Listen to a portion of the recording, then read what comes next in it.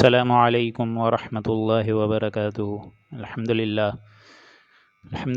نحمده ونستعینه ونستغفره ونؤمن به ونتوکل علیہ ونعوذ باللہ من شرور انفسنا ومن سیئات اعمالنا من يهده الله فلا مضل له ومن يضلله فلا هادي له ونشهد ان لا اله الا الله وحده لا شريك له ونشهد ان محمدا عبده ورسوله اما بعد اعوذ باللہ من الشیطان الرجیم بسم اللہ الرحمن الرحیم انما كان قول المؤمنين اذا دعوا الى الله ورسوله ليحكم بينهم من يقولوا سمعنا واطعنا واولئك هم المفلحون ومن يطع الله ورسوله ويخشى الله ويتقه فأولئك هم الفائزون رب اشرح لي صدري ويسر لي أمري واحلل عقدة من لساني يفقهوا قولي اللهم إنك عفو كريم تحب العفو فاعف عنا اللهم لا تدع لنا في مقامنا هذا ذنبا إلا غفرته ولا هما إلا فرجته ولا كربا إلا نفسته ولا ديما إلا قضيته ولا مريضا إلا شفيته ولا ميتا إلا رحمته برحمتك يا عزيز يا غفار۔ سامعین محترم، اب ہم اختتامی رکوعوں پر ہیں سورہ نور کے، اور یہ قرآن مجید کی 24ویں صورت ہے جو کہ 18ویں پارے پہ پھیلی ہوئی ہے۔ اور جیسا کہ پچھلی نشست کا اختتام ہوا ہے منافقین کے رویے پہ، ان کے طور طریقوں پہ، ان کے طرز عمل پر، اس کے کورسپونڈنگ لے کر آئے اللہ سبحانہ و تعالیٰ اہل ایمان کا تذکرہ کرنے پر، کہ ایک طرف تو وہ منافقین ہیں کہ جو کہ حضور اکرم صلی اللہ علیہ وآلہ وسلم کی طرف متوجہ نہیں ہوتے، ان کے قول پر لبیک نہیں کہتے، اگر کوئی عام اپیل ہو جائے جنگ جہاد کی تو وہاں پر بھی نہیں جاتے۔ اور ایک طرف یہاں مومنین صادق کا معاملہ ہے جو کہ ہر فیصلے حضور اکرم صلی اللہ علیہ وآلہ وسلم سے کرواتے ہیں۔ عام منافق کی طرح ان کا رویہ نہیں ہوتا کہ اگر کوئی آپسی اختلاف ہو گیا اور جھگڑے ہو گئے ہیں تو اگر وہ لوگ سارے منافقین یہودیوں کی عدالت پر اپنا فیصلہ کروانا چاہتے تھے تو اہل ایمان کی یہ روش نہیں ہوتی ہے۔ اچھا، آپ سب حضرات کو میری آواز ابھی کلیئر ہے تو آپ بتا دیجئے گا، کیونکہ آج کے 3 رکوع اجتماعیت کے لحاظ سے بہت جامع ترین ہیں اور اہم ترین ہیں۔ تو اگر آپ سب کو براڈ کاسٹ انٹرپشن نہیں ہو رہی ہے اور آواز ایک دم کلیئر ہے تو ابھی سے بتا دیجئے، پھر انشاءاللہ اس 3 رکوعوں کا اختتام کر کے ہم لوگ آج کی تاریخ میں 11:30 سے پہلے پاکستانی وقت کے حساب سے ان 3 رکوعوں کو مکمل کر کے سورہ نور کا اختتام فرمائیں گے، جو کہ بہت اہم صورت ہے۔ اور جیسا میں نے کہا، اجتماعی زندگی اور ایک یوں سمجھیے کہ آئلی قوانین جو آتے ہیں اور معاشرے کی جو اصلاح ہوتی ہے، تو یہ پورے معاملات اب آپ کو یہاں نظر آئیں گے۔ تو میرے خیال سے آواز بھی کلیئر ہے۔ اب بسم اللہ ہم کرتے ہیں۔ اعوذ باللہ من الشیطان الرجیم، بسم اللہ الرحمن الرحیم۔ انما کان قول المؤمنین اذا دعوا الی اللہ ورسولہ، جہاں ایک طرف منافقین کا ذکر تھا، اب یہاں پر دیکھیے اہل ایمان کا ذکر ہے کہ مسلمانوں کا معاملہ تو یہ ہوتا ہے کہ جب اللہ اور اس کے رسول کی طرف ایسے صالح ایمان والوں کو بلایا جاتا ہے لیحکم بینہم، کہ آؤ ان کے درمیان فیصلہ کریں، ہمارے کوئی آپسی معاملات اختلافات ہو جائیں تو کوئی مسئلہ نہیں ہے، رسول اکرم صلی اللہ علیہ وآلہ وسلم کی بارگاہ میں چلتے ہیں، ان کی محفل میں چلتے ہیں اور آپسی معاملات ان سے حل کروا لیتے ہیں۔ لیحکم بینہم، وہ آتے ہیں آپسی معاملات آپس میں جو حل کرتے ہیں، حضور کے پاس آتے ہیں۔ ان یقولوا سمعنا واطعنا، اور وہ کہتے ہیں، رضامندی کے ساتھ کہتے ہیں، خوشی خوشی کہتے ہیں، ذہناً اور قلباً اس کو تسلیم کر کر کہتے ہیں سمعنا واطعنا، کہ ہم نے سنا اور ہم نے اس کی اطاعت کری۔ یعنی اب جو فیصلہ ہوگا حضور کا ہم اس پر لبیک کہیں گے، ہم آؤ ادھر ادھر نہیں جائیں گے، ہم کہیں کھسکیں گے نہیں، بلکہ جو بھی فیصلہ ہوگا، ظاہر بات ہے حضور اکرم صلی اللہ علیہ وآلہ وسلم کی زبان مبارک حق بولتی ہے، تو ان یقولوا سمعنا واطعنا، ہم نے سنا اور ہم نے اطاعت قبول کری۔ واولئک هم المفلحون، تو ایسے لوگ ہیں جو کہ فلاح کی منزلوں کو پہنچ جائیں گے، آخرت میں بھی فلاح پانے والے ہوں گے، دنیا میں بھی وہ خالی ہاتھ نہیں جائیں گے۔ یعنی ایک طرف یہ رویہ ہے اور ایک طرف منافقین کا ہے، جن کے دلوں میں مرض ہے، جن کے دلوں میں نبوت محمدی عربی صلی اللہ علیہ وآلہ وسلم کی جگہ پر ہوتے ہوئے سراسل ایک شکوک و شبہات ہیں، وہ اپنے اوپر ظلم کر رہے ہیں۔ لیکن یہ صالح ایمان ایماندار بندے اللہ کے، وہ اللہ کی جناب میں توبہ بھی کرتے ہیں، حضور کی اطاعت بھی کرتے ہیں۔ جیسا میں نے آپ کو بتایا کہ یہ منافقین پر 3 چیزیں بہت بھاری تھیں۔ ایک حضور اکرم صلی اللہ علیہ وآلہ وسلم کی شخصی اطاعت، کہ ہم کیسے مان لیں ان کو، یہ تو ہمارے جیسے آدمی ہیں، معاذ اللہ ایسا نہیں ہو سکتا۔ دوسری چیز ہجرت، اور تیسری چیز قتال فی سبیل اللہ۔ یہ 2 سے 3 چیزیں تھیں، یہ منافقین کو سخت ناگوار گزرتی تھیں، کیونکہ اسی معاشرے میں تھے۔ اب یہ حضور اکرم مکے سے ہجرت کر کے آ گئے تو ان کو ذہناً اور قلباً تسلیم کرنے کو تیار نہیں تھے۔ لیکن صالح ایماندار بندوں کا کیا معاملہ ہے؟ وَمَن يُطِعِ اللَّهَ وَرَسُولَهُ وَيَخْشَ اللَّهَ، جو شخص اللہ کا کہنا مانے، اطاعت کرے اللہ کی، رسول کا کہنا مانے، وَيَخْشَ اللَّهَ، اور ان کے باوجود ڈرے اللہ سے کہ ان کی مخالفت سے وہ بچے، وَيَتَّقْهِ، تقوی کی روش رکھے، فَأُولَئِكَ هُمُ الْفَائِزُونَ، ایسے نیک صالح لوگ ہیں جو کہ بامراد ہوں گے، فلاح کی کامیاب منزلوں کو پہنچتے پہنچتے فائزون، بہترین فلاح یاب، ایسے لوگ جو بامراد ہوں گے، قیامت میں بھی اللہ ان کو سرخرو کرے گا۔ وَأَقْسَمُوا بِاللَّهِ جَهْدَ أَيْمَانِهِمْ لَئِنْ أَمَرْتَهُمْ لَيَخْرُجُنَّ، اور وہ بڑا زور لگا لگا کر قسمیں کھاتے ہیں کہ واللہ ہم ایسے فرما بردار ہیں کہ اگر آپ ان کو، یعنی ہم کو حکم دیں تو ابھی نکل کھڑے ہوں گے یا رسول اللہ۔ یعنی ایک طرف یہ معاملہ ہے، بجائے یہ کہ خود عام اپیل کو قول کر کے لبیک خود بولیں کہ حضور اگر کسی غزوے کی طرف بلا رہے ہیں، کسی جنگ جہاد فی سبیل اللہ کی طرف بلا رہے ہیں، اصل تو دین کا غلبہ ہے، وہ یہ چاہ رہے ہیں۔ لیکن ان کا معاملہ کیا ہے؟ قسمیں لگا لگا کے کہہ رہے ہیں یہ منافقین کہ اگر اے نبی آپ ہم کو اجازت دیں تو ہم نکل کھڑے ہوں گے۔ یہ کیسی اجازت ہے؟ بجائے یہ کہ سر تسلیم خم کریں کہ یا رسول اللہ آپ کا جو فیصلہ ہم نے قبول فرمایا، یہ تو ایک دم عجیب طریقے کا ان کا رویہ ہے کہ خدا کی قسم اگر آپ کہیں گے تو ہم نکل جائیں گے، تو یہ کوئی بات ہوئی کہنے کی؟ بلکہ جب حضور اکرم صلی اللہ علیہ وآلہ وسلم نے ایک حکم دے دیا ہے تو اس کو امپلائی کرنا اب آپ کا فرض ہے۔ یہ نہیں کہ حضور اکرم صلی اللہ علیہ وآلہ وسلم معاذ اللہ ہر جگہ جا جا کے خوشامد کریں گے ایک ایک شخص کی، ایسا نہیں ہے، بلکہ یہ قاعدہ کلی ہے۔ حضور نے پوری محفل میں اگر اعلان کر دیا جنگ تبوک کے لیے نکلنا ہے تو نکلنا ہے، نو ifs اینڈ بٹس۔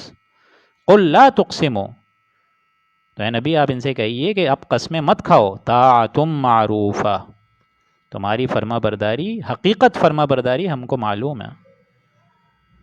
مطلب تم جو اس طریقے سے قسمیں کھا رہے ہو نا، یہ ہمیں معلوم ہے کس نوعیت کی تم قسمیں کھا رہے ہو، تمہارے اندر اطاعت، دیکھیں طاعت کا جملہ پھر سے، یعنی وہی شخصی اطاعت حضور کی، طاعۃ معروفہ، ان کو بہت ناگوار گزرتی تھی کہ یہ رسول اللہ ہمارے آرڈر، ہم پر آرڈر کس طرح کر رہے ہیں معاذ اللہ، نہیں۔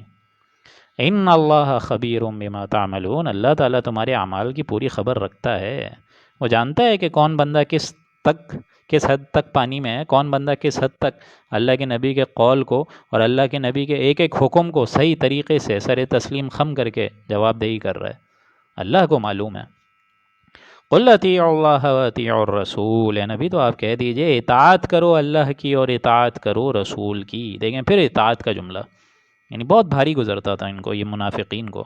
فَإِن تَوَلَّوْا، تو اگر تم پیٹھ پھیرو گے ہمارے نبی پر کی باتوں سے اعراض کرو گے، روگردانی کرو گے اطاعت سے، فَإِنَّمَا عَلَيْهِ مَا حُمِّلَ وَعَلَيْكُمْ مَا حُمِّلْتُمْ، تو جو کوئی ہمارے نبی پر سے روگردانی کرے گا تو جان لو ہمارے نبی پر ذمہ داری ہے اس کام کی جو ہم نے ان پر ڈالا ہے، ان سے ہم باز پرس کر لیں گے، ان سے پوچھ لیں گے کہ آپ نے دین پہنچا دیا یا نہیں۔ فَإِن تَوَلَّوْا، اگر تم روگردانی کرو، فَإِنَّمَا عَلَيْهِ مَا حُمِّلَ، تو سمجھ لو کہ رسول اللہ کی ذمہ داری ہے دعوت اور تبلیغ دے دینا بس۔ وَعَلَيْكُمْ مَا حُمِّلْتُمْ، اور تم سے باز پرس ہوگی اس چیز کی جو تم پر ڈالا گیا ہے۔ یعنی نبی اکرم صلی اللہ علیہ وآلہ وسلم کی جو ذمہ داری تھی اللہ کا دین قائم کرنا، اللہ کے دین کے ایک ایک احکام کو آگے پہنچا دینا، ان کو مکمل کر دینا، انہوں نے اپنا کام مکمل کر دیا۔ اسی وجہ سے حضور نے وہاں حجۃ الوداع میں، خطبہ حجۃ الوداع میں گواہی لے لی تھی تمام لوگوں سے، الا هل بلغت، اے لوگوں کیا میں نے پہنچا دیا یا نہیں؟ سب نے جواب دیا بلا، بالکل یا اللہ تعالیٰ، کیوں نہیں یا رسول اللہ آپ نے پہنچا دیا۔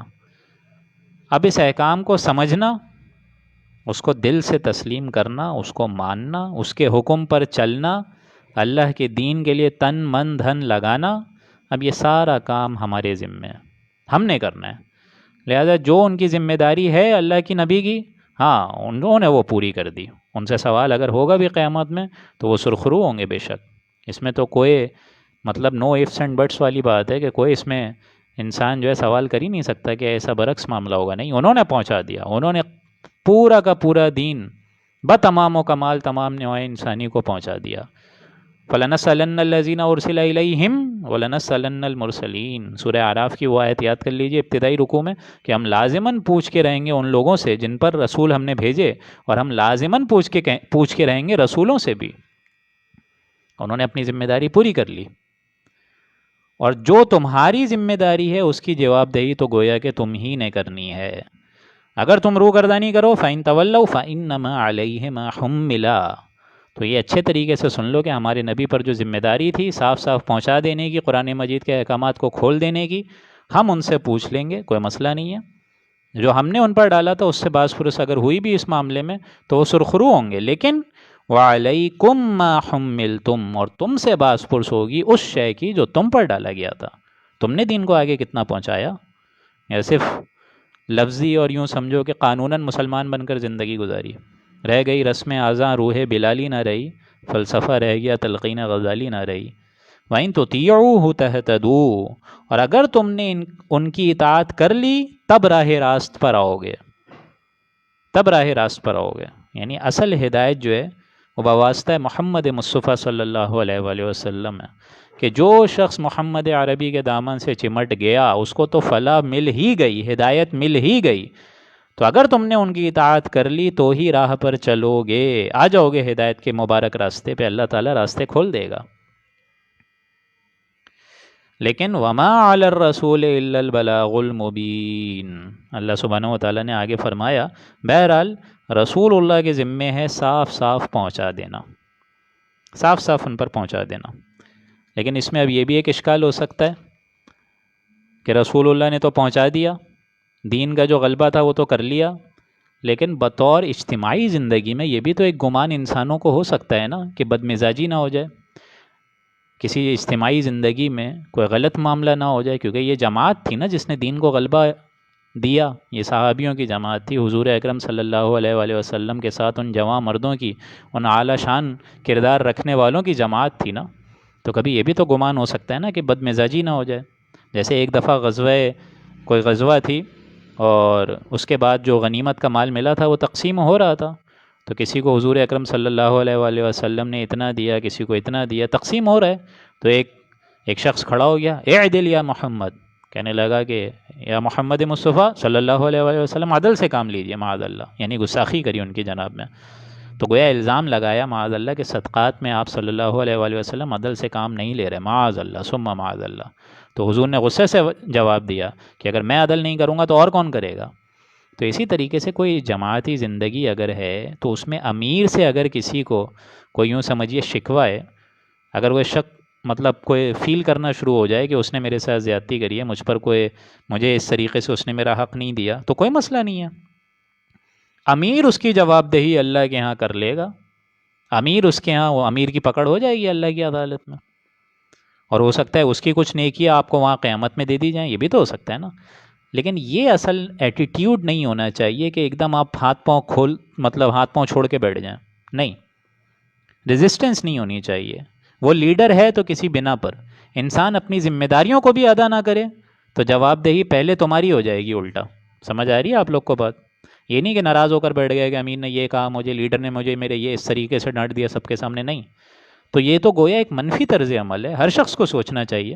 گویا ایک اجتماعی زندگی کا جو ڈسپلن ہے وہ ابھی اس صورت میں آپ کو نظر آئے گا۔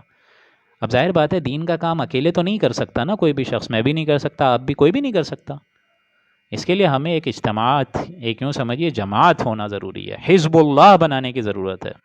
جس طرح سورہ مائدہ میں وہ الفاظ تھے فَإِنَّ حِزْبَ اللَّهِ هُمُ الْغَالِبُونَ، اللہ تعالیٰ کی جماعت ہمیشہ غلبہ یافتہ ہوتی ہے۔ اور ایک اور روایت ہے ید اللہ جماعت پر تو اللہ کا ہاتھ ہے، یہ کیسے ناکام ہو سکتی ہے؟ تو جماعتی زندگی کے جو مسائل ہیں ان کو ڈیل کرنا بھی آسان نہیں ہے، اس کا پورا قاعدہ آپ کو اس صورت میں نظر آ جائے گا، پورا قاعدہ، بالخصوص آخری 2 یا 4 آیات۔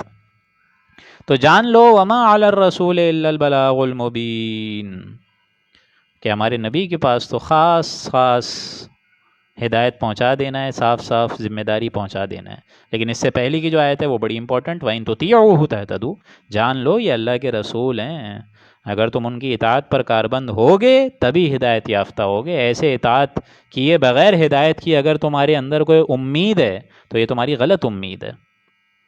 وعد اللہ الذین آمنوا منکم وعملوا الصالحات، اور ہمارا وعدہ ہے ایسے لوگوں سے جو کہ ایمان لائے، وعملوا الصالحات، اور انہوں نے اس کے بعد نیک اعمال بھی کرے.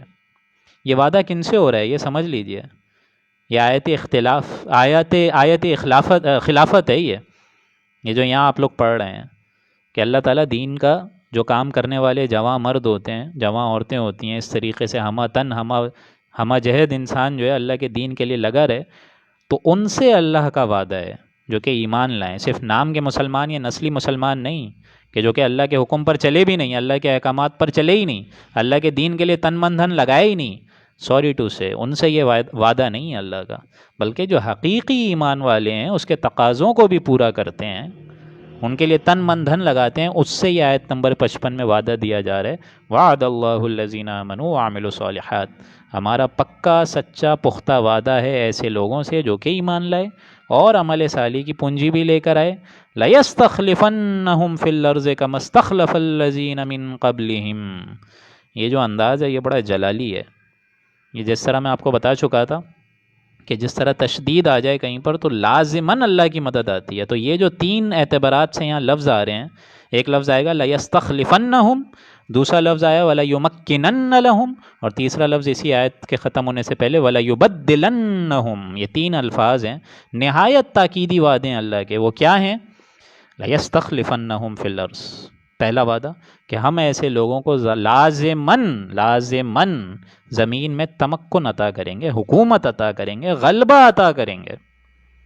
اللہ تعالیٰ ان کے دین کو غلبہ دے دے گا. یعنی تم اگر اللہ کے دین کے لیے کمر کس کے بیٹھے ہوئے ہو تو اللہ کا دین، اس کا مطلب یہی ہے کہ تمہیں خلافت مل گئی. یہ تو برابر ہی ہوا نا. اللہ کا دین غالب مطلب کیا ہے؟ مسلمانوں کی خلافت ہے. اللہ نے ان کے لیے وہ دین پسند کر لیا ہے. کما استخلف الذین من قبلہم، جیسا کہ ان سے پہلے لوگوں کو اللہ نے حکومت دی تھی. اللہ نے پہلے لوگوں کو بھی حکومت دی تھی. حضرت داؤد، حضرت سلیمان، کیا ان لوگوں کی حکومتیں نہیں تھیں؟ بالکل تھیں. اللہ لازماً حکومت دے دے گا ایسے لوگوں کو جو کہ عمل صالح اور ایمان کی روش رکھتے ہیں، جیسا کہ اللہ نے اس سے پہلے کے لوگوں کو دی. یعنی جب تک مسلمان کم تھے، ٹھیک ہے، حکومت قائم نہیں ہو سکتی تھی، لیکن ایک بار مسلمان بڑھنا شروع ہوئے اور پھر ایمان بھی آ گیا حضور اکرم صلی اللہ علیہ وآلہ وسلم کے ذریعے سے، اور عمل صالح بھی کرنا شروع ہو گئے. اب لازماً اللہ تعالیٰ یہ وعدہ دے رہا ہے کہ میں تمہیں خلافت دوں گا، خلافت. وَلَيُمَكِّنَنَّ لَهُمْ دِينَهُمُ الَّذِي ارْتَضَىٰ لَهُمْ، اور جس دین کو اللہ نے ان کے لیے پسند کیا ہے یعنی اسلام، اس کو ان کے لیے وہ قوت دے دے گا اس کے ذریعے سے ان کو.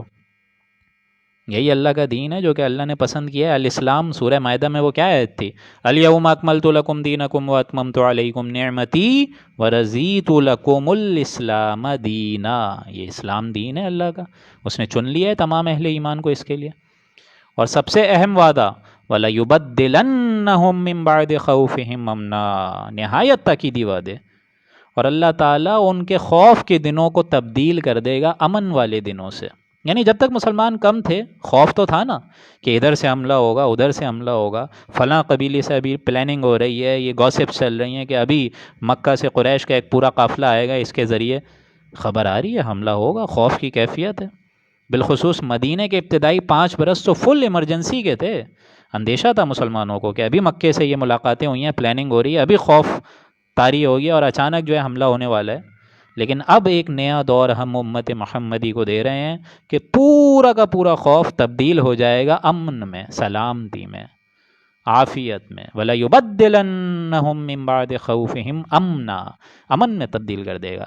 يَعْبُدُونَنِي لَا يُشْرِكُونَ بِي شَيْئًا، بشرط یہ کہ میری عبادت وہ اس انداز میں کریں گے کہ ان کے اندر کسی قسم کا کوئی شرک شامل حال ہوگا ہی نہیں. پھر وہ میری بندگی کریں گے اس طرح کہ وہ میری ذات میں کسی شے کا شرک گوارا نہیں کریں گے. اور میرا خیال ہے یہ فیوچر سے متعلق یہ آیت ہے. قرآن مجید نے اشارہ کرا ہے فیوچر کی طرف، کیونکہ جب تک اللہ کی حکومت نہیں آئے گی تب تک تو مشرک ہوں گے. اب ہم جہاں رہ رہے ہیں ملک پاکستان میں، وہاں قانون کیا اللہ کا ہے؟ قانون تو اللہ کا نہیں ہے. گویا ہم قومی اعتبار سے تو ہیں مسلمان، لیکن کفر اور شرک میں اپنی زندگی گزار رہے ہیں. یہاں اللہ کا دین کدھر ہے آپ مجھے بتائیے؟ نہ زانیوں کو کوڑے لگ رہے ہیں، نہ چور کے ہاتھ کاٹے جا رہے ہیں، نہ انصاف ہے، سود ہر جگہ پھیلا ہوا ہے، زنا کے اڈے قائم کیے ہوئے ہیں، نہ طلاق کے ضمنی مسائل کا شریعت کے مطابق یہاں فیصلہ ہو رہا ہے. اور ہم نے بڑا 63 کے آئین کے قانون کے مطابق لکھ دیا ہے no legislation can be done in repugnant to the Quran and Sunnah. تو یہ معاملہ تو غلط ہے نا. یہ تو بغاوت ہے، یہ تو سرکشی ہے اللہ کے خلاف، اللہ کے رسول کے خلاف، اللہ کی شریعت کے خلاف. یہ تو سرکشی ہے، بغاوت ہے کہ آپ لکھ کے ایسی شے بیٹھے ہوئے اپنے آئینی قانون میں، اور اس کے نیچے ساری حرام خوریاں اور ساری سود خوریاں بھی چل رہی ہیں. یہ تو بغاوت ہے. No legislation can be done in repugnant to the Quran and Sunnah, یہ باقاعدہ لکھی ہوئی ہے یہ چیز. تو توحید فی العقیدہ تو صحیح ہے، مشرکانہ اوہام ہمارے اندر نہیں ہے، ٹھیک ہے. لیکن سوال یہ پیدا ہوتا ہے کہ ہم جس ملک کے شہری ہیں اس کا ایک آئینی دستور ہے کہ اللہ کے دین کو قائم یہاں ہونا چاہیے. اگر یہ نہیں ہے تو بطور قوم تو ہم ابھی زندہ ہیں، لیکن امت کے اعتبار سے اور قومی نظریے کے اعتبار سے ہم اسی جرم میں ملوث ہیں کہ اللہ کا دین ہم قائم نہیں کر پا رہے ہیں یہاں. توحید تو کامل تبھی ہوگی جب وَيَكُونَ الدِّينُ كُلُّهُ لِلَّهِ، جب پورا دین روئے عرضی پر قائم ہو جائے، کل کا کل اللہ کے تابع ہو جائے، اللہ کے دین کے تابع ہو جائے. یہ ہے اصل دین. تو وہ جب وقت آئے گا جب اللہ تعالیٰ ایسے اہل ایمان لوگوں کو اٹھائے گا تو ان سے 3 وعدے اللہ نے کرے کہ نمبر 1 زمین میں حکومت دے گا، تمکن دے گا. نمبر 2 جس دین کو اللہ نے پسند کیا دین اسلام، وہ پوری دنیا میں قائم ہو جائے گا. اور تیسرا چیز وَلَيُبَدِّلَنَّهُم مِّن بَعْدِ خَوْفِهِمْ أَمْنًا، ان کے خوف کی کیفیت کو ہم امن سے تبدیل کر دیں گے. اس حال میں ان کی بندگی ہوگی کہ وہ میری ذات میں کسی شے کا شرک نہیں گوارا کریں گے. يَعْبُدُونَنِي لَا يُشْرِكُونَ شَيْئًا وَمَن كَفَرَ بَعْدَ ذَلِكَ، اور جو شخص اس کے بعد بھی کفر پر اڑا رہے، ہٹ دھرمی پہ اڑا رہے، نافرمانی پہ اڑا رہے، فَأُولَٰئِكَ هُمُ الْفَاسِقُونَ، تو یہی لوگ بے حکم ہیں، یہی لوگ ناہنجار ہیں، یہی لوگ گنہگار ہیں، اور یہی لوگ ظالم ہیں. یعنی جب دین کا غلبہ ہو گیا اور پھر بھی جو شخص کفر پر اڑا رہے تو معلوم ہوتا ہے اس کے اندر خیر ہے ہی نہیں سرے سے. باطل کے غلبے کے اندر ایمان پر قائم رہنا، اسلام پر عمل کرنا تو مشکل ہے، لیکن اب دین غالب ہو رہا ہے تو اب وہی شخص محروم رہے گا جو خود محروم رہنا چاہے. فَأُولَٰئِكَ هُمُ الْفَاسِقُونَ، جو فاسق ہے، ناہنجار ہے. اور اس میں تیسرا ترجمہ بہت اہم ہے میرے نزدیک، عام علماء کے بھی نزدیک، جو کہ امپورٹنٹ ہے، اور ڈرتے ڈرتے میں یہ بات کہہ رہا ہوں کہ ہمارے ان 3 پختہ وعدوں کا انسان مصداق تبھی ہوگا اگر وہ شخص ارادہ کر لے اسلام کے لیے کھڑے ہونے کے لیے. جو شخص ارادہ ہی نہ کرے اسلام کے لیے کھڑا ہونے کے لیے تو گویا وہ ہمارا کفر کر رہا ہے، ہمارا انکار کر رہا ہے، اسے ہمارے وعدوں پر یقین ہے ہی نہیں سرے سے.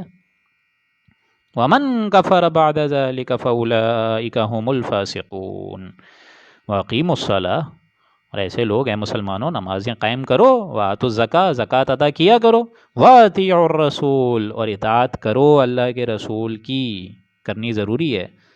لَعَلَّكُمْ تُرْحَمُونَ تاکہ تم پر رحم کیا جائے. یعنی ایک وقت آنا ہے کہ اللہ کے دین کو پورے روئے زمین پر قائم ہونا ہے، بالکل ہونا ہے، اس میں تو کوئی شک نہیں ہے. اور تاریخی پس منظر سے بھی آپ دیکھیں، یہ سن 6 میں یہ صورت نازل ہوئی ہے، اسی میں ہی دیکھیں صلح حدیبیہ ہو گئی، آہستہ آہستہ اللہ بیس فراہم کر رہا ہے جزیرہ نمایاں عرب کو. پھر سن 7 میں غزوہ خیبر ہو گئی، اللہ نے بہت بڑا مال غنیمت عطا کر دیا. اور سن 8 میں مکہ فتح ہو گیا. سن 9 میں اعلان ہو گیا کہ حج میں آئندہ اب کوئی مشرک یہاں پناہ نہیں لے گا، سارے معاہدے ختم اب ان سے، اب ان کو 4 مہینے کی مہلت دی جا رہی ہے، اس کے بعد یا تو اسلام لے آؤ یا تو اس جزیرہ نمایاں عرب کو چھوڑ کے نکل جاؤ. پاسٹ میں بھی خلافت اللہ نے قائم کری ہے، جیسے ایک وقت حضرت داؤد کو خلیفہ بنایا تھا، اب اس دور میں جزیرہ نمایاں عرب میں اب محمد عربی صلی اللہ علیہ وآلہ وسلم کو حاکم بنا رہے ہیں اللہ تعالیٰ. پھر خلافت راشدہ قائم ہوئی، پھر وہ ایک سوچی سمجھی سازش کی وجہ سے ختم ہوئی. یہ تو سارے معاملات ہوئے نا.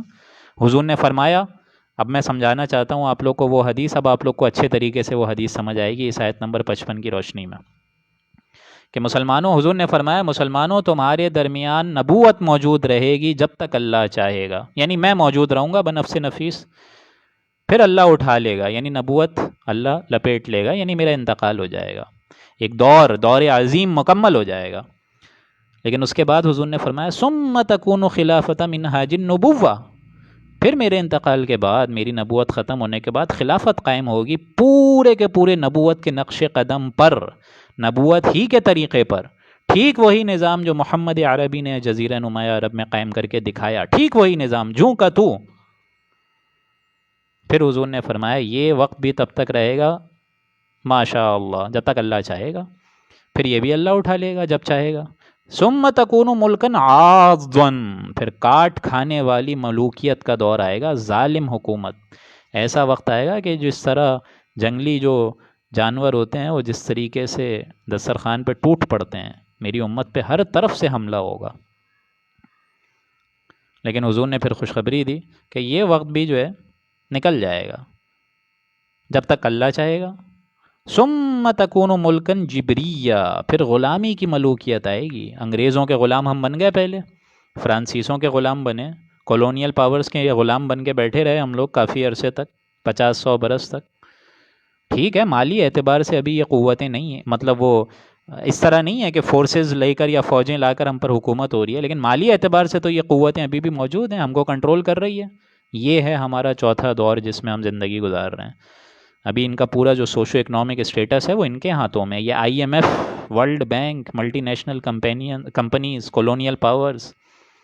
پھر حضور نے فائنل خوشخبری دی کہ یہ چوتھا دور بھی عنقریب ختم ہو جائے گا۔ ثم تکون خلافۃ منہاج النبوہ، پھر دوبارہ وہ دور شروع ہوگا خلافۃ منہاج النبوہ کے مطابق، نبوت کے نقش قدم پر پھر ایک خلافت قائم ہوگی۔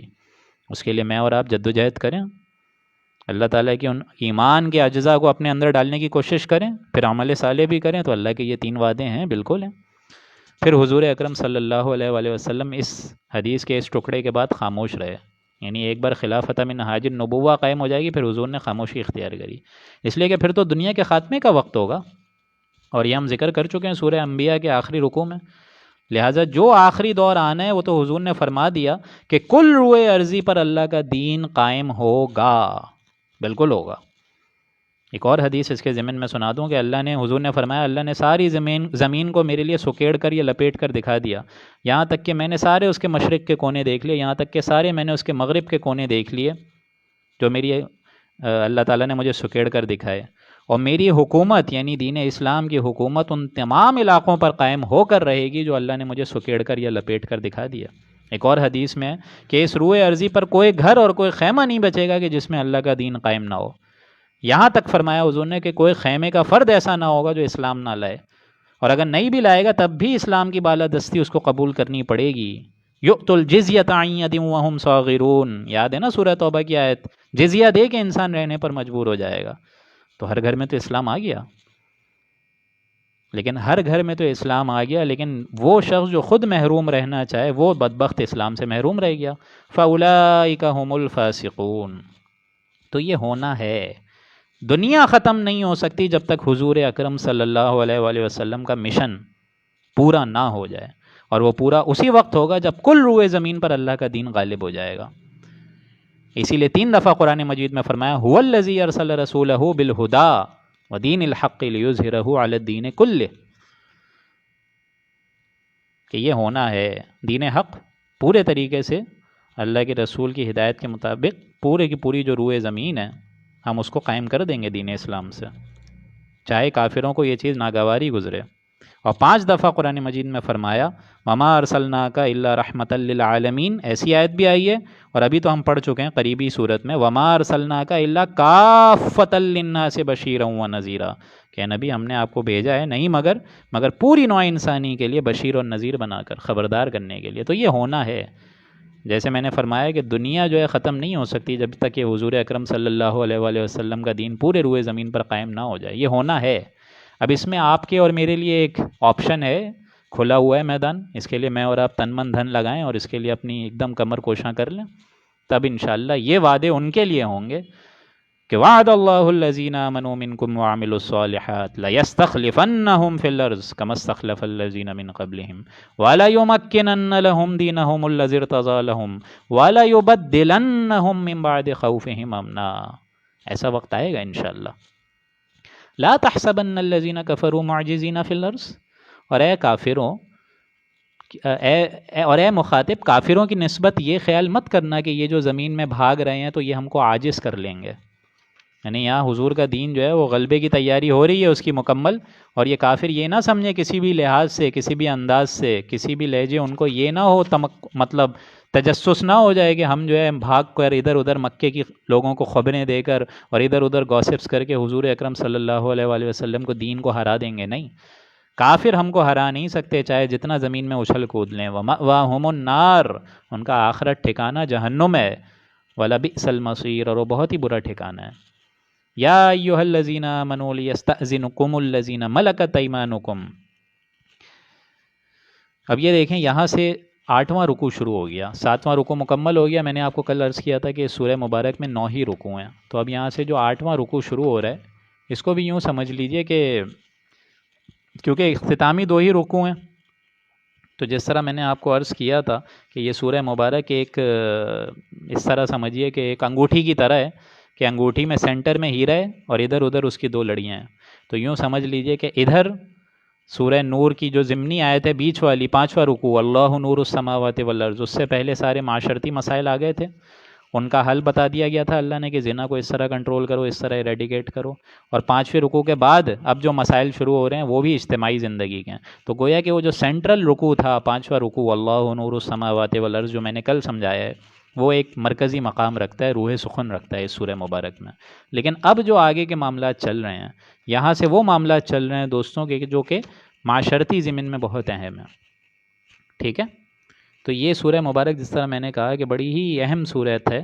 انسان کو اگر اجتماعی زندگی جو قائم کرنی ہے تو اس کے کیا کیا ضمنی مضامین آئیں گے وہ آپ کو اس میں پتہ چلیں گے. تو ایک اور حکم آ رہا ہے کہ یا ایھا الذین آمنوا لیستأذنکم الذین ملکت ایمانکم، اے ایمان والوں، تمہارے آپس کے جو مملوک ہیں اور تم میں جو حد بلوغ کو پہنچ جائے، بلاغت کو پہنچ جائیں، کیونکہ یہ سارا معاملہ اس معاشرے میں تھا، اس کو ایریڈیکیٹ کرنے کے لیے اللہ تعالیٰ فرما رہے والذین لم یبلغوا الحلم منکم 3 مرات. اور جو اس معاملے میں بلاغت مطلب کچھ غلام ہیں، باندیاں ہیں، ان کو حکم پہلے دیا جا رہا ہے، مملوکوں کو حکم دیا جا رہا ہے کہ اجازت لیے بغیر گھروں میں داخل نہ ہو. ٹھیک ہے، والذین لم یبلغوا الحلم منکم، اور تم میں سے وہ لوگ بھی کچھ کمزور بچے ہیں جو کہ ابھی بالغ نہیں ہوئے ہیں، ان کو بھی نہیں جانا چاہیے. اس طرح دھڑلے سے گھس نہیں جانا چاہیے کسی کے گھر میں، کسی کی پرائیویسی کو خراب نہیں کرنا چاہیے. منکم 3 مرات، سوائے 3 اوقات کے جس میں اجازت لینا ضروری ہے. یعنی 3 اوقات اللہ کی طرف سے ایسے ہیں جو کہ پردے کے ہیں، خاص پرائیویسی کے ہیں. نمبر 1 کیا ہے؟ من قبل صلاۃ الفجر، ایک تو نماز فجر سے پہلے انسان سو رہا ہے، آرام کر رہا ہے، آپ گھر میں چلے گئے رات کو، یہ بھی غلط ہے، آداب کے خلاف ہے. وحین تضعون ثیابکم من الظہیرہ، دوسرا وقت ظہر کے بعد والا، جب تم کپڑے ہلکے کر کے سونے کو لیٹتے ہو، عام سا کپڑا پہنتے ہو جس کو قیلولے کا وقت کہتے ہیں، وہاں پہ بھی اور ہمارا قاعدہ کیا ہے؟ عصر سے پہلے چلے جاؤ تاکہ عصر جو ہے گھر میں بیوی بچوں کے ساتھ گزاریں.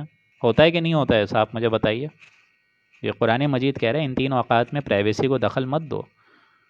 نمبر 1 نماز فجر سے پہلے، نمبر 2 ظہر کے بعد یعنی قیلولے کے بعد، ومن بعد صلاۃ العشاء، عشاء کے بعد بھی مت جایا کرو. عشاء کی نمازیں ہو جائیں وہاں اس کے بعد بھی مت جایا کرو. حضور نے یہاں تک فرمایا کہ عشاء کی نماز کے بعد کوئی ضروری کام اگر ہے تب تو جاگو، ورنہ فوراً سو جاؤ، کیونکہ تمہیں تہجد میں اٹھنا ہے، فجر میں اٹھنا ہے. اور جس نے عشاء کی نماز پڑھی اور جس نے فجر کی نماز پڑھی، اس کی تو گویا کہ پوری رات جو ہے عبادت میں گزری. یہ بھی تو ہے نا اپنی جگہ. ثلاث عورات لکم، یہ 3 اوقات ہیں تمہارے لیے پردے کے، خاص پرائیویسی کے، کوئی مت جائے ان دوران. لیس علیکم ولا علیہم جناح بعدہن، ان اوقات کے سوا تم پر کوئی وہ نہیں ہے، الزام نہیں ہے کہ بلا اجازت چلے آنے میں بھی تم پر کوئی الزام نہیں ہے. ٹھیک ہے، مطلب یہ ہے کہ کوئی مذائقہ نہیں ہے، فون وغیرہ کرو اور پہنچ جاؤ، لیکن پرائیویسی کو بروئے کار لاؤ. دیکھو کہ انسان کیا کر رہا ہے. These are all basic ethics. طوافون علیکم بعضکم علی بعض، کیونکہ وہ بکثرت تمہارے پاس آتے جاتے رہتے ہیں، کوئی کسی کے پاس اور کوئی کسی کے پاس. یعنی پھر جاؤ ادھر ادھر، مطلب جا سکتے ہو. ان 3 اوقات پر بہت زیادہ کوشس رہو، ٹھیک ہے نا، بہت زیادہ کوشن رکھو اپنے اندر، کیونکہ یہ بکثرت تمہارے پاس لوگ پھر ان اوقات کے علاوہ آنے جانے میں کوئی حرج نہیں ہے، پھر جا سکتے ہو. کذالک یبین اللہ لکم الآیات، اسی طریقے سے اللہ تعالیٰ واضح کر رہا ہے تمہارے لیے اپنی آیات، تمہارے لیے اپنے احکام صاف صاف کھول کھول کے بیان کر رہا ہے. واللہ علیم حکیم، اللہ علم رکھتا ہے اور اللہ حکمت والا ہے. یعنی اس کا ہر حکم حکمت کے تابع ہے۔ وَإِذَا بَلَغَ الْأَطْفَالُ مِنْكُمُ الْحُلُمَ، اور تم میں سے ایسے بھی تو وہ چھوٹے چھوٹے بچے ہیں جو حد بلوغ کو اگر پہنچ جائیں، یعنی اب بالغ ہو گیا بچہ، اس کو معلوم ہے تعلق زر و شوق کا معاملہ، اس کو پتہ ہے، یہ ساری چیزیں اس کو معلوم ہے، ایک خاص عمر تک بچے پہنچ جائیں، یعنی 13-14 سال تک اگر جو ایک جنسانی کیفیت ہوتی ہے اس کو سمجھنے کو اور اس کو صحیح طریقے سے انٹرپریٹ کرنے کو وہ تیار ہو جائیں، سمجھ جائیں، ان کا کیا حکم ہے؟ فَلْيَسْتَأْذِنُوا كَمَا اسْتَأْذَنَ الَّذِينَ مِنْ قَبْلِهِمْ، تو ان کو بھی اس طرح اجازت لے کر جانا چاہیے جیسا کہ ان سے اگلے لوگ اجازت لیتے ہیں۔ تو وہ بھی دیکھیں پھر کس طرح بڑے لوگ گزار رہے ہیں اپنی زندگی، اب وہ میچیور ہو گئے ہیں تو اب ان کو بھی اجازت لینے کا حکم ہے جب کسی کی پرائیویسی میں جانا چاہیں۔ كَذَلِكَ يُبَيِّنُ اللَّهُ لَكُمْ آيَاتِهِ، اسی طریقے سے اللہ تعالیٰ واضح کر رہا ہے اپنے احکام، صاف کھول کھول کر سمجھا رہا ہے۔ واللہ علیم حکیم، اللہ علم والا ہے اور حکمت والا ہے۔ وَالْقَوَاعِدُ مِنَ النِّسَاءِ اللَّاتِي لَا يَرْجُونَ نِكَاحًا، اور تم میں سے وہ بھی تو ہیں نا جو بوڑھی عورتیں ہیں جو کہ نکاح میں آنے کی کچھ امید ہی نہیں رکھتی ہیں، یعنی ایک دم خاص عمر تک پہنچ گئی ہیں، معمر ہو چکی ہیں، ضعیف ہو چکی ہیں، بیوہ ہیں، 60-70 برس کی زندگی گزار چکی ہیں وغیرہ وغیرہ۔ اب ان کے لیے کوئی وہ نہیں ہے، مذائقہ نہیں ہے کہ وہ اپنے اضافی کپڑے بھی اتار سکتی ہیں۔ اضافی کپڑے اتارنے سے مراد کیا ہے؟ یعنی وہ جو بڑی چادر لے کر جاتی تھیں کبھی وہ اپنی جوانی کی عمر میں تاکہ اپنی وہ ستر پوشی کر سکیں، تو اب ان کے لیے گوارا نہیں ہے کہ وہ اس کو لے کر جائیں، ضروری نہیں ہے، کیونکہ اب وہ معمر ہو چکی ہیں، وہ بوڑھی ہو چکی ہیں، ان کو دیکھ کے بھی کوئی ظاہر بات ہے جنسی شہوت اس طریقے کے خواہشات نہیں اٹھ سکتی عام طور پر انسانوں کے اندر۔ لیکن آگے دیکھیں آگے کا حکم کتنا پیارا ہے۔ لا يرجون نکاحا فلیس علیہن جناح ان یضعن ثیابہن غیر متبرجات بزینہ، بشرط یہ کہ وہ اپنی زینت کے مواقع کا اظہار نہ کریں، یعنی نیت کا معاملہ الگ ہے۔ ایسا بھی ہو سکتا ہے کہ 80 سال میں بھی اس طریقے کی زینت ظاہر کر رہی ہوں عورتیں، ایسا بھی ہوتا ہے، تو نیت کے معاملے میں اللہ دیکھ لے گا۔ لیکن عام قاعدہ یہ ہے کہ اس عمر تک پہنچتے پہنچتے وہ سارے کے سارے جو تعلقات ہوتے ہیں اور وہ جو ایک خواہشات ہوتی ہیں وہ سب سپریس ہو جاتی ہیں، الا یہ کہ غیر متبرجات بزینہ، بشرط یہ کہ زینت کے مواقع کا اس عمر میں بھی اظہار نہ کریں۔ لیکن آگے یہ جو حکم ہے یہ بہت اہم ہے، وَأَن يَسْتَعْفِفْنَ خَيْرٌ لَهُنَّ، اور اگر یہ وہ کریں تو بہتر ہے، یعنی یہ وہ اگر نہ کریں تو بہتر ہے۔ کیا نہ کریں؟ یعنی یہ اپنی زینت کو ظاہر نہ کریں تو اس میں زیادہ عافیت ہے۔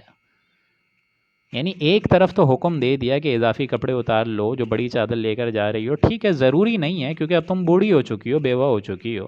اسی طریقے سے زینت کا اظہار ضروری نہیں ہے اس عمر میں، ٹھیک ہے، لیکن آگے حکم اتنا پیارا ہے وَأَن يَسْتَعْفِفْنَ خَيْرٌ لَهُنَّ، اگر ان احکامات سے بچیں تو زیادہ اچھی چیز ہے ان کے لیے۔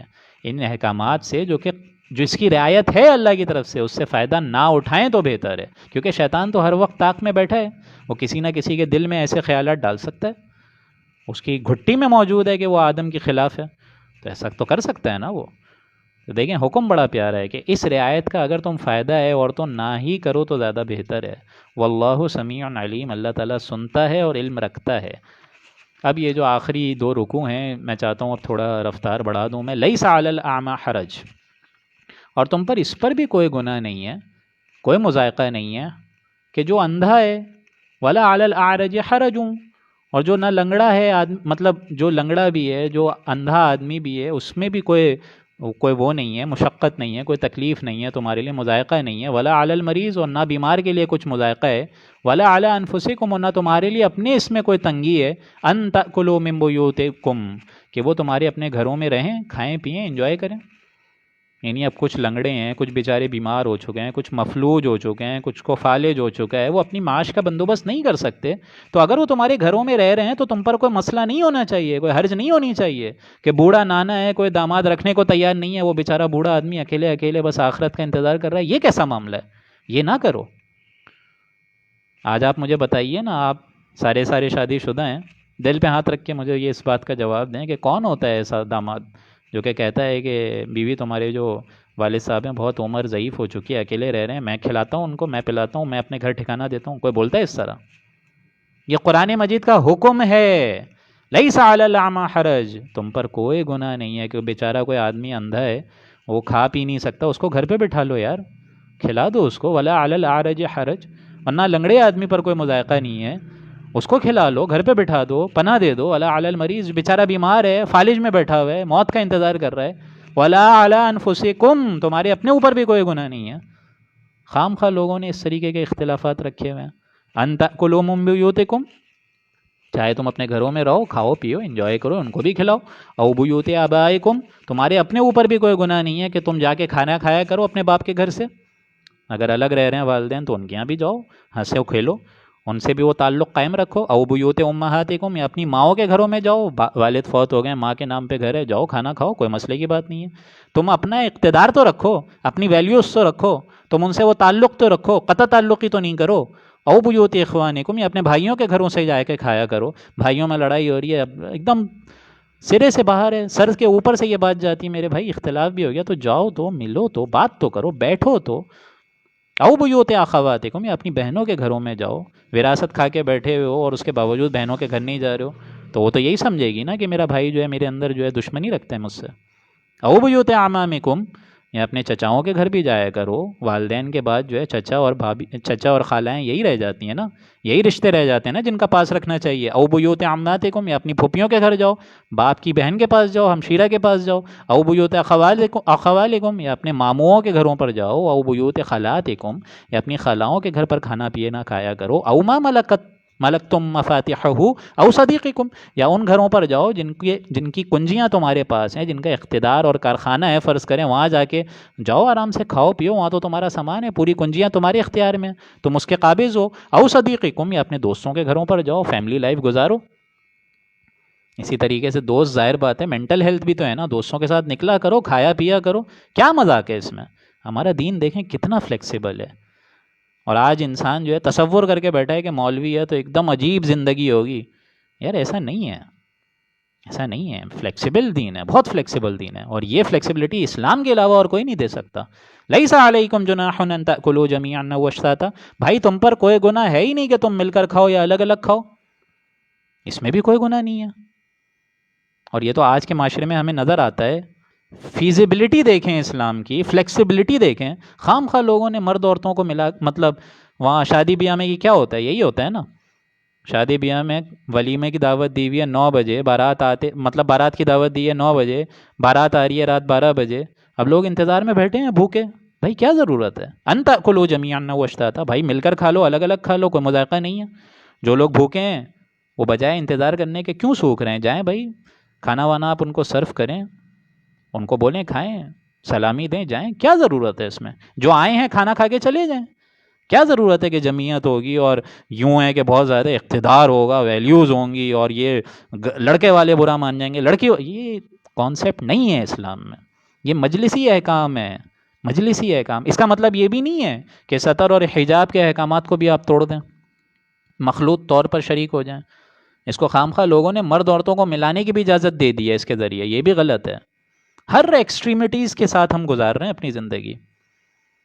اسلام اس کا خواہاں نہیں ہے، اس کا شوقین نہیں ہے کہ مرد عورت ساتھ بیٹھ کے کھائیں، بلکہ اسلام مجلسی تعلیم دے رہا ہے کہ بھائی اگر آئے ہو بھوکے ہو کھانا کھا لو پھر چلے جاؤ۔ ان تأکلوا جمیعا او اشتاتا، تم پر کوئی گناہ نہیں ہے کہ سب مل کر کھاؤ یا الگ الگ کھاؤ۔ فَإِذَا دَخَلْتُمْ بُيُوتًا فَسَلِّمُوا عَلَىٰ أَنفُسِكُمْ، اگر پھر اپنے گھر جایا کرو تو سلام کر لیا کرو، عَلَىٰ أَنفُسِكُمْ، اپنے لوگوں کو، اپنے اوپر بھی سلام کیا کرو، یعنی اپنے لوگوں سے مراد جو تمہارے گھر میں ہیں، بیوی ہیں، بچے ہیں، والدین ہیں، السلام علیکم بول کر جایا کرو۔ ہمارے یہاں معاملہ یہ ہے کہ شوہر جب گھر جاتے ہیں ایسا جاتا ہے جیسے چنگیز خان کی اولاد جا رہی ہے، یہ بھی صحیح نہیں ہے، یہ بھی درست نہیں ہے۔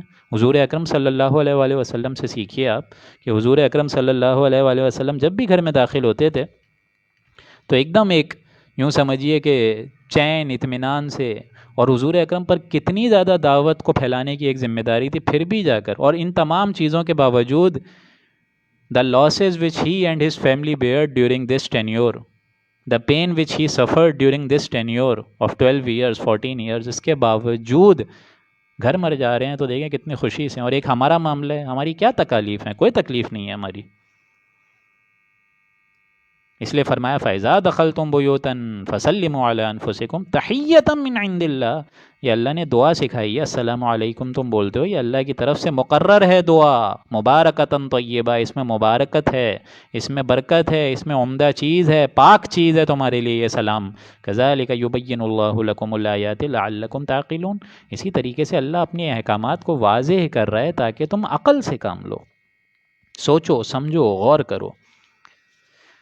اب اگلا جو رکوع آ رہا ہے، کیونکہ یہ آخری رکوع ہے قرآن مجید کی اس سورہ مبارک کا، اس سورہ مبارک سے مراد یہی سورہ نور، اور اس میں نے آپ کو بتا چکا تھا کہ اب جو معاملات آ رہے ہیں وہ اس طریقے سے آ رہے ہیں کہ اگر کہیں ایک اجتماعی زندگی ہے اور اگر وہاں وقت کا امیر بول دے، کوئی حکم دے دے، جس طرح حضور حکم دیتے تھے کہ جہاد کے لیے نکلنا ہے، تو اب کیا معاملات ہونے چاہیے، انسانوں کو اس حکم کی تابع داری کس طرح کرنی چاہیے؟ سنیے ذرا۔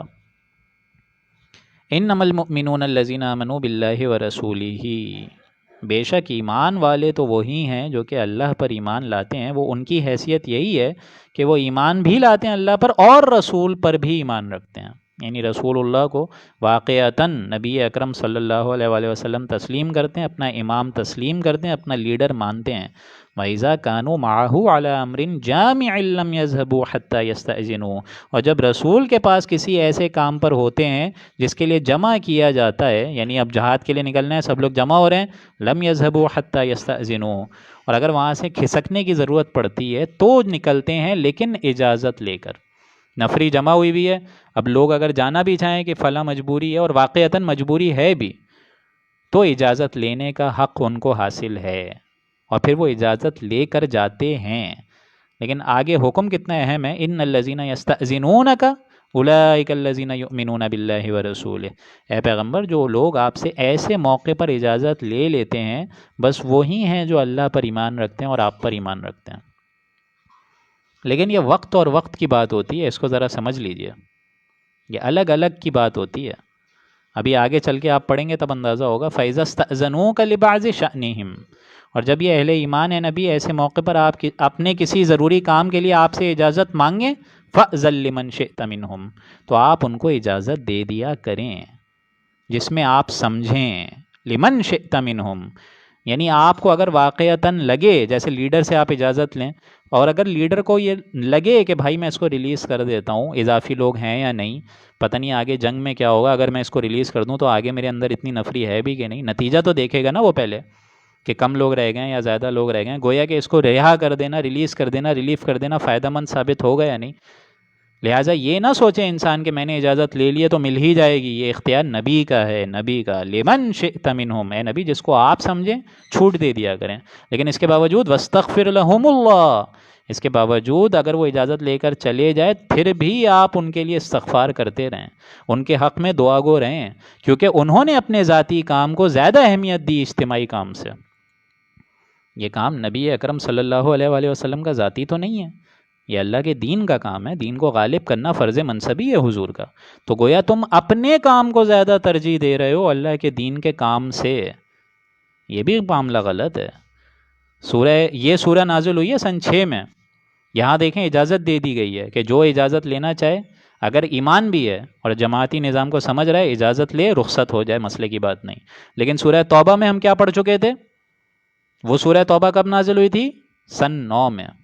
وہاں اجازت لے کر جانا جرم تھا، وہاں جو اجازت لے کر جا بھی رہا ہے وہ ان میں ایمان ہی نہیں ہے، یہ تک فرما دیا، کیونکہ وہ موقع ہی الگ تھا، وہ تو جنگ تبوک کا معاملہ تھا، وہاں اجازت دینے سے تو روکا گیا تھا، وہ ایمرجنسی کال تھی، وہاں منافقت لوگ کھل کر آ گئے تھے سامنے، یہاں تک کہ حضور کو اللہ نے فرما دیا عفا اللہ لما اذنت لہم، عفا اللہ عنک اللہ لما اذنت لہم، کہ نبی اللہ آپ کو معاف کرے، آپ نے ان کو اجازت کیوں دے دی نکلنے سے؟ تو یہ وقت وقت کی بات ہوتی ہے۔ ایک وہ لوگ ہوتے ہیں جو دین کے چھوٹے سے بھی کام کو اپنے کسی بھی بڑے کام سے زیادہ اہم نہیں سمجھتے، اپنی پوری دنیا کو وہ صرف کر دیتے ہیں، لیکن اللہ کے چھوٹے سے بھی کام کو وہ زیادہ ترجیح دیتے ہیں، اہم تر سمجھتے ہیں۔ وہ کیسے اجازت لیں گے؟ تو وہ اجازت نہیں لے سکتے، اللہ کے دین کے لیے وہ ہر وقت کوشش میں لگے رہتے ہیں، اور اللہ کے دین کے لیے اگر وہ ہر وقت کوشش میں لگے رہیں گے تو ہی اللہ ان کے کام سنوارے گا۔ اگر آج میں اور آپ اللہ کے دین کے لیے نکلیں گے، اس کے لیے تن من دھن لگائیں گے، تو کیوں ہمیں یہ ایمان نہیں ہو کہ اللہ تعالیٰ ہمارے کام نہیں سنوارے گا؟ بالکل سنوارے گا۔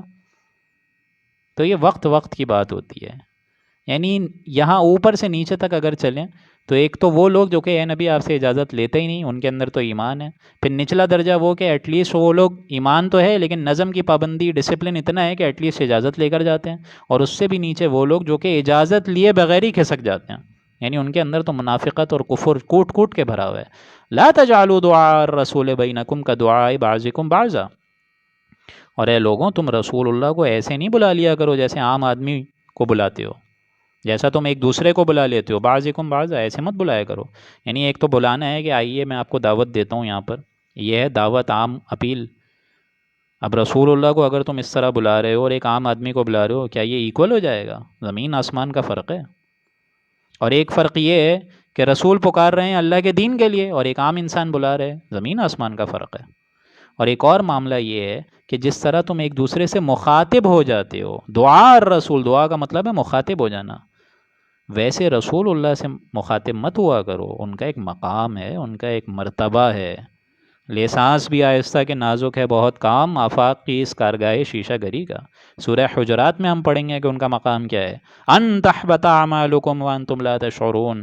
اے لوگوں اپنی آواز کو حضور اکرم صلی اللہ علیہ وآلہ وسلم کی آواز سے پست رکھو، ہلکی رکھو، مبادا تمہیں یہ علم ہی نہ ہو کہ تمہارے اعمال سارے حبط ہو جائیں. لا تشعرون، تمہیں شعور ہی نہ ہو. جو لوگ گئے ہیں مسجد نبوی، کیا مقام ہوتا ہے، آپ دیکھیں نور ہی نور برس رہا ہوتا ہے، کس طریقے سے لوگ دھیمی آواز سے سلام کرتے ہیں. یہ نہیں کہ چیخ چلاوا مچا ہوا ہے وہاں، نہیں، بلکہ اسی سورہ میں آیت آتی ہے سورہ حجرات میں، آخری رکوع میں آپ پڑھیں گے کہ تم اپنی آوازوں کو پست رکھو، کیونکہ بلکہ آگے چل کے یہ بھی پڑھیں گے آپ لوگ کہ آوازوں میں سب سے بری آواز جو ہے وہ تو گدھے کی ہے. یہ بھی اللہ تعالیٰ نے فرمایا ہے، آگے چلتے ہوئے ہم پڑھیں گے انشاءاللہ رمضان سے پہلے. تو یہ ان کا مقام، ان کا مرتبہ، ان کا ایک وجاہت، ان کی ایک حیثیت، ان کی لیاقت، یہ سب کو دیکھ کے ان کے مقام کو سمجھو. لا تجعلوا دعاء الرسول، اے لوگوں تم اس طرح مت بلا لیا کرو رسول کو جس طرح کدعاء بعضکم بعضا، جیسے آپس میں ایک دوسرے سے مخاطب ہوتے ہو. قد یعلم اللہ الذین یتسللون منکم لواذا. اللہ تعالیٰ ان لوگوں کو خوب جانتا ہے جو دوسروں کی آڑ میں ہو کر کھسک جاتے ہیں. یعنی ان کو معلوم ہو گیا کہ اب رسول اللہ بلا رہے ہیں، محفل جمع ہو گئی ہے، اب اچانک آواز آئے گی کہ چلو جنگ پر، جہاد پر، تو یہ لوگوں سے بچ کر کھسک جاتے ہیں. فَلْيَحْذَرِ الَّذِينَ يُخَالِفُونَ عَنْ أَمْرِهِ. سو جو لوگ اللہ کے حکم کی، جو کہ بواسطہ رسول پہنچا ہے ان کو، یہ دین تو اللہ کا ہے نا، اللہ اپنا حکم پہنچا رہا ہے، تو جو لوگ اللہ کے حکم کو اس طرح مخالفت کرتے ہیں، اس سے ہٹ دھرمی کرتے ہیں، اس سے روگردانی کرتے ہیں، ان تصیبہم فتنہ، ان کو یہ ڈر تو رہنا چاہیے کہ ان پر کوئی نہ کوئی دنیا میں فتنہ آ جائے گا، عذاب الہی کے وہ مستحق ہو جائیں گے، کوئی نہ کوئی تکلیف آ جائے گی، کوئی نہ کوئی ناگوار کیفیت آ جائے گی. او یصیبہم عذاب علیم، یا ان پر آڑ دھمکے گا اچانک کوئی دردناک عذاب الہی. الا ان للہ ما فی السماوات والارض، آگاہ ہو جاؤ اللہ ہی کا ہے آسمانوں اور زمینوں میں جو کچھ موجود ہے. قد یعلم ما انتم علیہ، وہ جانتا ہے اللہ تعالیٰ تم کو اس وقت بھی، یعنی ابھی بھی اللہ تعالیٰ تمہارے اعمال کو جانتا ہے، کون کیسے اعمال کر رہا ہے، کس کے اندر منافقت ہے، کس کے اندر منافقت کے علاوہ کفریت ہے، کس کے اندر جو ہے صالح ایمانیت ہے، اللہ جانتا ہے. اللہ جانتا ہے تم کتنے پانی میں ہو. وَيَوْمَ يُرْجَعُونَ إِلَيْهِ، اور وہ وقت بھی یاد کرو کہ جب تم اللہ سے ملو گے، لوٹائے جاؤ گے. فَيُنَبِّئُهُم بِمَا عَمِلُوا، تو وہ لازماً تم کو گنوا دے گا تمہارا ہر ایک عمل. واللہ بکل شیء علیم، اور اللہ تعالیٰ ہر چیز کو خوب جانتا ہے، واقف ہے. تو اللہ کے فضل و کرم سے یہاں وہ مدنی صورت کا گروپ بھی مکمل ہوا، سورہ نور مکمل ہوئی، اختتام ہوا. کل سے انشاءاللہ العزیز ہم لوگ سورہ فرقان پڑھیں گے، اور فرقان کا مطلب ہے فرق کر دینے والا. قرآن مجید itself is a Furqan, it is actually discriminating between حق اینڈ باطل. یہ گڈ اور ایول کے درمیان قول فیصل ہے. انہ لقول فصل وما ہوا بالہزل، کہ انسانوں یہ قول فیصل ہے یہ قرآن مجید. اب اس کے ذریعے سے تمہاری امتوں کو، تمہاری قوموں کو، تمہارے معاشرے کو آزمایا جائے گا. جس طرح حضور نے فرمایا کہ اسی قرآن مجید کی وجہ سے اللہ تعالیٰ بڑی بڑی قوموں کو عروج دے گا، اور اسی قرآن مجید کو ترک کر دینے سے اللہ تعالیٰ بڑی بڑی قوموں کو ہلاک کر دے گا، پسپا کر دے گا. تو اللہ سے دعا ہے کہ کل کا جو رکوع ہو انشاءاللہ میں اس کو دیکھتا ہوں، اور پھر سورہ فرقان ہم لوگ اس کو پڑھیں گے، اس کو سمجھیں گے. اللہ تعالیٰ میرا اور آپ کا سننا، بیٹھنا، عمل کرنا قبول فرمائے، اور اللہ تعالیٰ ہماری کوتاہیوں اور تقصیرات کو معاف فرمائے. بارک اللہ لنا ولکم فی القرآن العظیم ونفعنی وإیاکم بالآیاتہ والذکر الحکیم. صدق اللہ العظیم.